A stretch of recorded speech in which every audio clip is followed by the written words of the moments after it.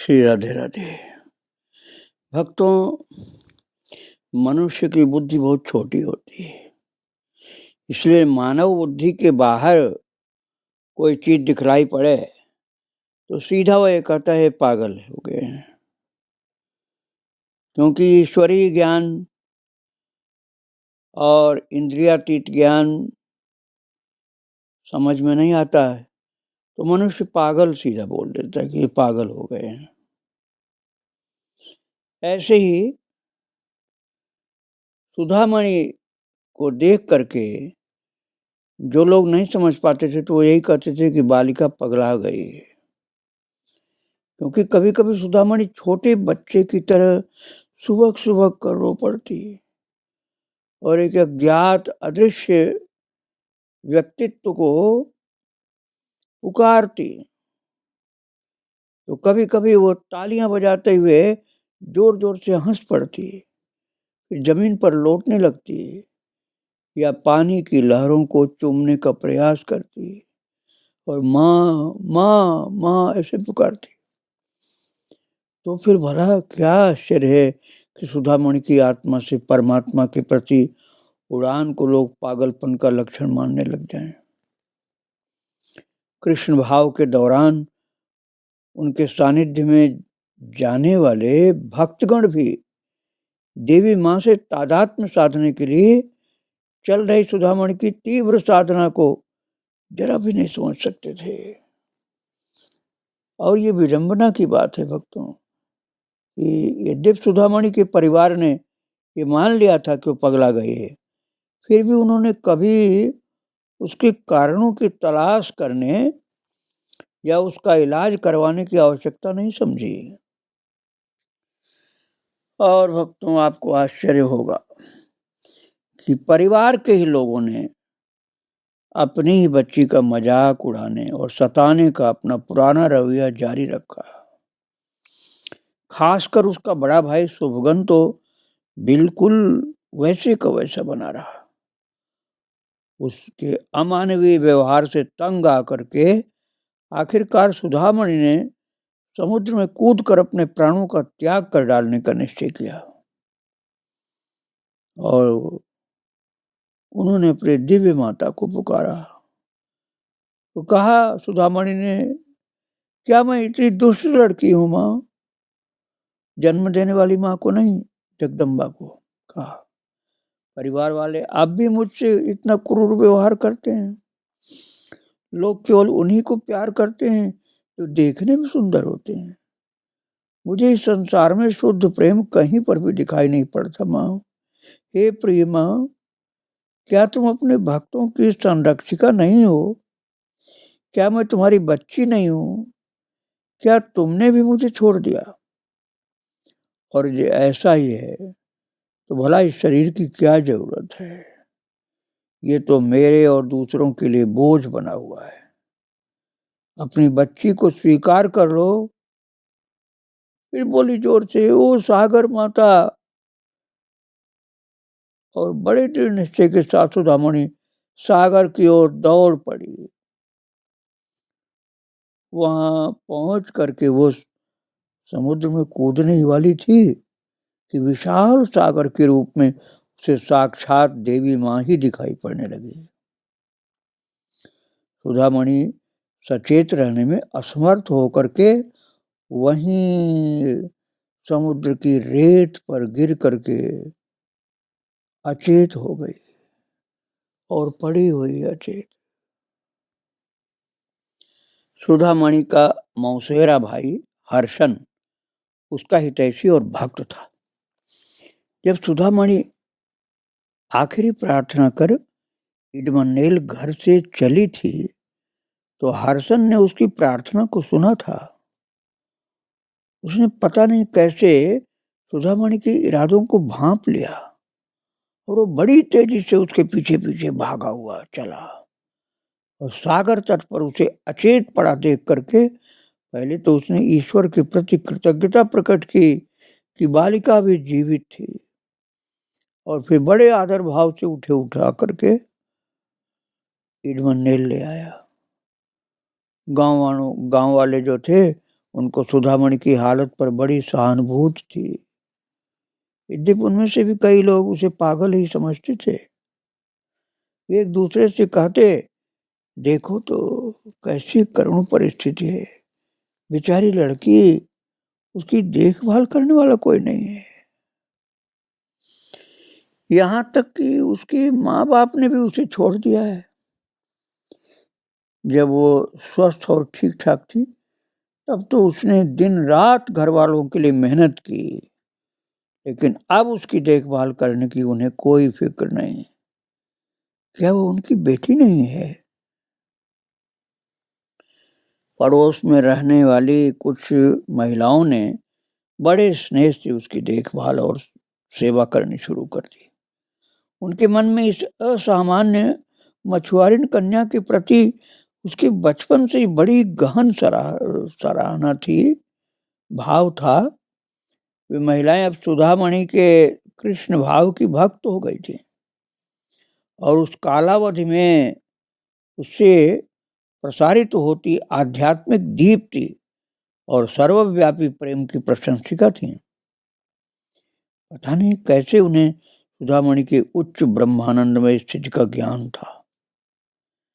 जब भी उन्हें मौका मिलता वे बच्ची की मदद करती और उसे संकट से बचाती थी। तो उस समय चेल्लम्मा और उसकी बेटी वत्सला इडमंडेल घर के सामने की जमीन पर रहती थी।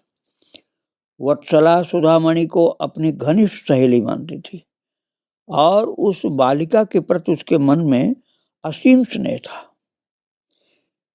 ये लोग इडमंडेल घर के पड़ोस में रहते, इसलिए अक्सर वे सुधामणि को पानी में लुढ़क कर गिरते देखते तो उसे उठाकर बाहर तुरंत ले आते। उसकी बदन, सिर ये सब पोंछ करके नए कपड़े पहनाते। पुष्पावती भास्करन की पत्नी थी और वे दोनों परम भक्त थे। वो सुधामणि को अपनी बच्ची मानती थी और उसके घर वाले जो दुर्व्यवहार करते थे उसे देखकर बड़ी दुखी होती थी। रमा और रति नाम की 2 बहनें भी इडमंडेल घर के पड़ोस में रहती थी और बालिका को दिल से चाहती थी। आयशा सुधामणि की मौसेरी बहन थी और उसके मन में सुधामणि की अनेक दया और स्नेहपूर्ण बातों की मधुर स्मृतियां भरी हुई थी। सुधामणि की गहन साधना के दिनों में उसकी सेवा करने का सौभाग्य इन्हीं महिलाओं को मिला, क्योंकि बालिका का परिवार उसकी पूरी तौर पर अवहेलना करता था। तो यही महिलाएं कोशिश करती थीं कि जब भी हो सके उसकी मदद की जाए। अपने आसपास के जगत से अचेत होकर सुधामणि जब कभी बाहर गंदले पानी या किसी गंदी जगह पर गिर जाती तो इन्हीं में से कोई न कोई उसको जाकर के ढूंढ निकालती। यदि उसे फिर से चेतना में लाने में सफल न हो पाती तो उसे उठाकर अपने घर ले जाती, मानो वो उनकी अपनी बच्ची हो। यूं वे उसकी कभी कभी महाराज दांत उनकी मांजती, अर्थात मुंह धोती, मंजन कराती, हाथ मुंह धुलवाती, गर्म पानी से नहलाती, साफ सुथरे कपड़े पहनाती और अपने हाथों कौर बना बना करके प्यार से खिलाती थी, जैसे अपने छोटे बच्चों को माताएं खिलाती। ऐसे शुभगन पहले की तरह से सुधामणि का और उसके दिव्य भाव का विरोध करता था। अनेक बार उसने सुधामणि पर दबाव डाला कि वो कृष्ण भाव को समाप्त कर दे, क्योंकि अब भी वो उस गतिविधि को लज्जाजनक और परिवार के लिए कलंक की बात मानता था। ये देख करके उसके आदेशों का कोई असर नहीं पड़ रहा था कि उसने देखा जब भाई ने कि उसकी बात वो मानती नहीं, तो उसने अब और बड़े कदम उठाने का निर्णय लिया। एक भाव दर्शन के पश्चात सुधामणि अंदर घर में जाने ही वाली थी, उसने पाया कि शुभगन ने उसका रास्ता रोक दिया और बड़े क्रोध से उसे धमकाता सा दरवाजे पर खड़ा था। उसने गुर्रा कर कहा, इस घर में मत घुसो, तुम्हें अंदर जाने की अनुमति तभी मिलेगी जब तुम ये सब शर्मनाक गाना नाचना सब छोड़ दोगी। उसके शब्दों को दिव्य आदेश मानते हुए सुधामणि बिना एक शब्द बोले घर से बाहर चल पड़ी और सामने के आंगन में जा बैठी। शुभगन ने आदेश दिया कि वो वहां भी न बैठे। ये सुनकर बालिका ने एक मुट्ठी भर रेत ली और शुभगन को देते हुए कहा, यदि ये तुम्हारा है तो मेहरबानी कर इस रेत को गिनो। इसके बाद से वो घर के बाहर ही रहने लगी और उसे ये अत्यंत प्रिय था घर के बाहर रहना। आकाश उसकी छत और धरती उसका बिस्तर था। चंद्रमा दीपक था और सागर की हवा पंखा थी। इन कठोर परिस्थितियों ने सुधामणि के हृदय में देवी माँ के भाव को इतना प्रकट कर दिया कि देवी माँ से तादात्म्य प्राप्त करने के लिए आवश्यक वैराग्य और दृढ़ निश्चय के भाव को और भी तीव्र और गहन बना दिया। जैसे कोई नन्ही बच्ची अपनी माँ से अनुरोध करती थी, ऐसे ही दोनों हाथ ऊपर उठा करके आंसू बहाते हुए सुधामणि चिल्ला उठती, अम्मा अम्मा, क्या तुमने मुझे यहाँ अपने दर्शनों की पिपासा से तड़पते हुए मरने के लिए छोड़ दिया है? पर दिन बीतते जा रहे थे, लेकिन वो बोल रही थी सुधामणि कि तुम्हारे मनोहारी स्वरूप को देखे बिना मेरे मन को शांति नहीं मिल सकती है। मेरी सारी आशाएं तुम्ही पर टिकी हुई हैं। सुधामणि के मुख से शब्द निकल रहा था, बड़ा भाव से भरा हुआ, और रोती हुई कह रही, क्या तुम मुझे छोड़ दोगी? क्या मेरी हताश विपन्न अवस्था तुम्हें दिखाई नहीं पड़ती? इस अवधि के दौरान सुधामणि के मुख से बड़े सुंदर सुंदर प्रार्थना के, भजन के, लीला के शब्द निकलते थे भक्तों, और वो भाव विभोर होकर के रो रो कर प्रार्थना करती थी और कहती थी, क्या मुझसे कोई भूल हो गई जो तुम मेरे दुखों का विमोचन नहीं करना चाहती हो? या शायद तुम ये चाहती हो कि मेरी अंतरात्मा जल करके भस्म हो जाए? मैं उलझन में हूं, मुझे कुछ पता नहीं चलता है। क्या ये सच्चाई जो मैं अपने मन में रखती थी कि सभी बच्चे माँ के लिए समान होते हैं, क्या उसे झुठला दिया जाएगा? अपने दुखों का अंत करने के लिए मांगती हूं मैं तुम्हारे पावन नेत्रों की चितवन से बरसते अमृत का किंचित सा बिंदु अंश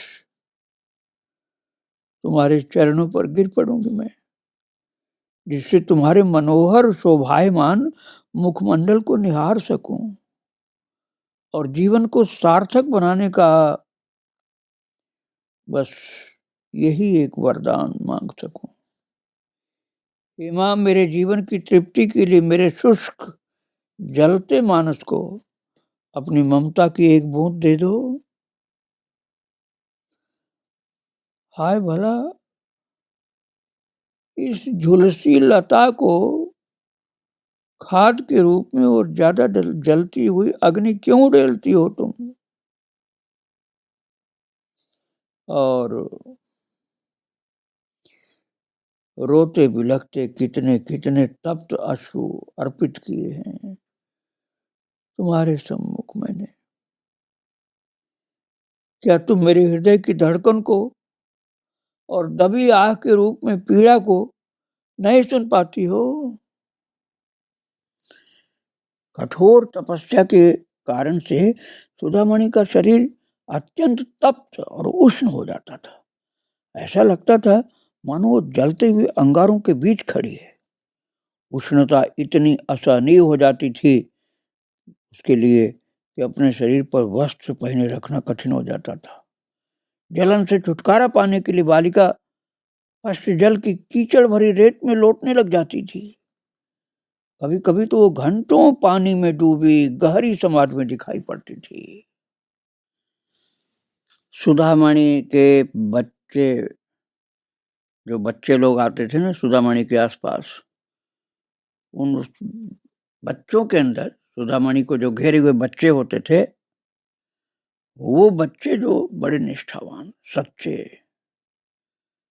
और वही उन्हीं को भक्त कहा जा सकता था। वे लोग सुधामणि को वो छोटे छोटे बच्चे बहुत चाहते थे। और कोई कोई जिनको पता चल गया था बच्चों के अलावा भी कि ये कोई दैवी आत्मा है, वो भी निष्ठावान थे। वो लोग विशेष पूजा आदि के दिवस पर अपने घर आमंत्रित किया करते थे। निष्ठावान भक्त लोग, बच्चों के अलावा और माताएं भी, कोई कोई बुजुर्ग लोग भी जो अनुमान लगाए थे, वो अपने घर निमंत्रित करते थे। उनकी मान्यता थी कि उसकी उपस्थिति से उस अवसर को आध्यात्मिक गरिमा और शक्ति प्राप्त होगी। ऐसे परिवार वाले खुद इडमंडेल घर में आते और पास में बैठ करके सुधामणि को कहते थे कि आप घर में हमारे दर्शन दीजिए। और कभी कभी ऐसा भी होता था कि बस स्टेशन पर प्रतीक्षा करते करते सुधामणि देवाभिभूत हो जाती। कभी बस से चली भी जाती थी भक्तों के घर, और कभी अभिभूत हो जाती भाव में, और बाह्य जगत में जैसे स्थिति नहीं होती थी, भूमि पर लौट जाती और परमानंद में कहा लगा करके हंस पड़ती जोर से। और आसपास के लोगों की उसकी ब्रह्मानंदमय स्थिति की अनुभूति नहीं हो पाती थी, तो बालिका के आसपास इकट्ठे हो जाते लोग, और कई लोग तो दंग होकर उसे देखते रहते थे। कुछ लोग उससे चिढ़ाते, पगली लड़की कहकर मजाक उड़ाते। बच्चे उसके चारों ओर खड़े रहते, क्योंकि बच्चे बहुत चाहते थे, किसी के भी बच्चे हों, कहीं के भी हों, सुधामणि के प्रति श्रद्धा उनकी होती थी और आवाज देते रहते। लेकिन लोगों के ऐसे आचरणों का सुधामणि पर कोई असर नहीं पड़ता था। वो जिस लोक में परमानंद पूर्वक विचरण कर रही थी, वहां व्यंग के शब्द भला कहाँ पहुंच पाते हैं। परमानंद में मग्न उस भोली भाली बालिका के मुग्ध भाव को कौन सी परेशानी धूमिल कर सकती थी। देवी माँ के विरह की गहन पीड़ा में कभी कभी सुधामणि जोर जोर से रोती और चीखती। ऐसे अवसर पर छोटे छोटे बच्चे उसके आसपास जमा हो जाते हैं और पूछने लगते हैं, दीदी दीदी रो मत, क्या तुम्हारे सिर में दर्द हो रहा है। बाद में बच्चे भी जान गए कि वो देवी के दर्शनों के लिए रो रहे हैं। इन आवेश में चीखने पुकारने के दौरान सुधामणि के वो जो व्याकुल सी पड़ी रहती थी, उसके लंबे लंबे जो केश थे, वो केश बिखरे हुए देख करके कुछ बच्चे लोग उनको देवी का रूप मानने लगे और बड़ी उमंग के साथ बच्चे उनके पास आकर के चिपका लेते, पकड़ लेते, संभालते उनको। बालिका ऐसे दैवी भाव में होती, और कोई सुंदर लड़की उसे दिख जाती तो दौड़ करके उसके पास पहुंच जाती और उसे छाती से लगाती, चूमती। सुधामणि को उसमें साक्षात देवी माँ दिखाई देती थी। वो ये समझती थी कि ये कोई साधारण लड़की नहीं है, देवी माता आ गई मेरे पास आज। तो देवी माता का ही रूप देखने लग जाती थी वो। सुगुणानंदन ने देखा कि उसकी बेटी अपने शरीर का जरा भी ध्यान नहीं रख रही है, तो उस पर दयार्द होकर उन्होंने कई बार कोशिश की कि उसे वर्षा धूप से बचाने के लिए एक अलग फूस के छाजन वाली झोपड़ी बनवा दी जाए। बालिका कहीं भी लेटे या समाज में डूबे तो माँ बाप को इसके पीछे थोड़ा सा मन में हो ही जाता है। तो माँ को तो नहीं होता था, लेकिन पिता को लगा कि एक शेड छोटा सा बनवा दें तो जिसकी छाया में तो रह सके ये। तो सामान्य चेतन अवस्था में लौट करके सुधामणि देखती कि उसके माँ बाप क्या कर रहे हैं, तो वो उस जगह से हट जाती और कहती, ये भी दुख का कारण बनेगा। तुम लोग कितने दिन तक उसे यहाँ रख पाओगे? अगर तुम यहाँ से कहीं चले जाओगे तो उसकी सार संभाल कौन करेगा? कोई भी बात मुझे प्रभावित नहीं करती, तो मुझे गर्मी, सर्दी और वर्षा को सहन करने दो और इन सब के ऊपर उठ जाने दो। मुझे सेठ की जरूरत नहीं है। देवी माँ के लिए तीव्र विरह की पीड़ा के उन दिनों में सुधामणि ने देवी माँ की 2 साल की बच्ची की प्रकृति और चरित्र ग्रहण कर लिया था। बच्चे का माँ के प्रति जो रवैया होता है उसके साथ सुधामणि ने तादात्म्य कर लिया था और सुधामणि के उस काल के आचरणों का केवल इसी तथ्य और रोशनी में समझना थोड़ा सरल था। एक दिन समाधि से बाहर आकर सुधामणि को बहुत तेज प्यास भूख लगी और तभी उसने देखा कि पड़ोस की पुष्पावती अपने शिशु को दूध पिला रही थी। सुधामणि वहां गई, दूध पीते शिशु को हटाया और खुद पड़ोसन की गोद में लेट गई। सुधामणि के इस अप्रत्याशित आचरण की पुष्पावती थोड़ा लज्जित नहीं हुई, सोचने लगी कि निश्चित ही इसके मन में कोई विशेष ही प्यार भरी शक्ति है। तो उस माता की ममता जैसे प्रकट हो गई और ये घटना अनेक बार हुई, जब तक कि पुष्पावती को महसूस नहीं होने लगा कि भोली भाली सुधामणि की नजरों से बचाकर शिशु को दूध पिलाना बेहतर होगा। अर्थात वो लोगों की नजर बचा करके दूध पिलाने लगी। एक दिन सुधामणि कीचड़ भरे रेत में अचेत पड़ी थी। कुछ भक्तों ने उसे वहां पाया और नथुनों, आंखों, कानों, बालों में कीचड़ रेत से लथपथ उसको देख करके मन को बड़ी चोट लगी। सुधामणि के सांवले गालों पर उसके बहते आंसुओं के दाग बने हुए थे। इतना आंसू गिरती रहती थी। भक्तों ने जाकर के सगुणानंदन को सुधामणि की दयनीय हालत के बारे में बताया, लेकिन उनके कानों पर तो जूं भी नहीं रहेगी। इस हालत में भक्त लोग इतने विचलित हुए कि उन्होंने बच्ची को उठा करके घर ले जाने का निश्चय किया, क्योंकि उसे होश में ला नहीं पा रहे थे। और उन्होंने उसके शरीर की गंदगी साफ की और फिर उसे अनजान में उस चारपाई पर लिटा दिया जो उसके बड़े भाई शुभगन की थी। उन्होंने उसे वहीं छोड़ दिया ताकि वो आराम कर सके। और भक्तों, घर लौटने पर शुभगन ने देखा कि उसकी खटिया पर सुधामणि सोई हुई। वो क्रोध से उबल पड़ा और अपने उस खटिया को उसने जोर जोर से हिलाने लगा और मानो उसे तोड़ ही डालेगा। वो तो जैसे पागल हो गया और चीखने लगा, इस सत्यानाशी को मेरे बिस्तर पर किसने डाला है? इस सत्यानाशी को मेरे बिस्तर पर किसने डाला? ऐसे चिल्लाने लगा वो भाई। और खटिया महाराज तोड़ ही डाला उसने। लेकिन सुधामणि की चेतना ऐसी थी कि उसको पता ही नहीं चला कि क्या हुआ क्या नहीं हुआ। बाद में उसे इस घटना का पता चला और ये भी पता चला कि वो कैसे भयानक संकट से बची है। उसने सहज ही कहा, जो कुछ भी होता है ईश्वर की इच्छा से होता है और भले के लिए होता है।